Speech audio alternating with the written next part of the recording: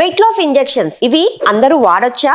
ఇవి వాడిన తర్వాత వెయిట్ లాస్ ఇది లాంగ్ రన్ లో మెయింటైన్ అవుతుందా? ఈ ఇంజెక్షన్స్ వాడడం ద్వారా వచ్చే సైడ్ ఎఫెక్ట్స్ ఏంటి అన్న ఈ టాపిక్స్ గురించి మనం ఇవాళ డిస్కస్ చేసుకుందాం. వెయిట్ లాస్ ఇంజెక్షన్స్ అనగానే మీ అందరికి గుర్తుకొచ్చేది మోంజారో అండ్ ఒజంపిక్. ఫస్ట్ ఈ మోంజారో ఒజంపిక్ అనగానే ఇవి మార్కెట్ ని హల్చల్ చేస్తున్న వెయిట్ లాస్ ఇంజెక్షన్స్ అన్నమాట. ప్రతి ఒక్కరూ ఈ ఇంజెక్షన్స్ వాడాలి అని అనుకుంటూ ఉన్నారు.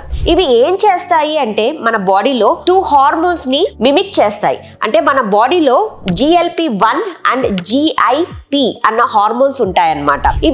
ఈ హార్మోన్స్ మన బాడీలో ఆకలిని తగ్గిస్తూ ఎప్పుడు పొట్ట ఫుల్ గా ఉండేలాగా చూసుకుంటూ ఉంటాయి. ఈ ఇంజెక్షన్స్ వాడుతూ వెయిట్ లాస్ అయితే అవుతాం. మరి లాంగ్ రన్ లో ఈ వెయిట్ లాస్ ని అలానే మెయింటైన్ చేస్తామా అంటే ఎప్పుడైతే ఈ ఇంజెక్షన్స్ మానేస్తామో ఆటోమేటిక్ గా మన అపటైట్ పెరిగిపోతుంది. నా వరకు అడిగితే ఇంజెక్షన్ డైట్ అనేది ఇంజెక్షన్ తోటి వెయిట్ లాస్ అవ్వడం అనేది అది టెంపరరీ మేనేజ్మెంట్ మట్టుకే.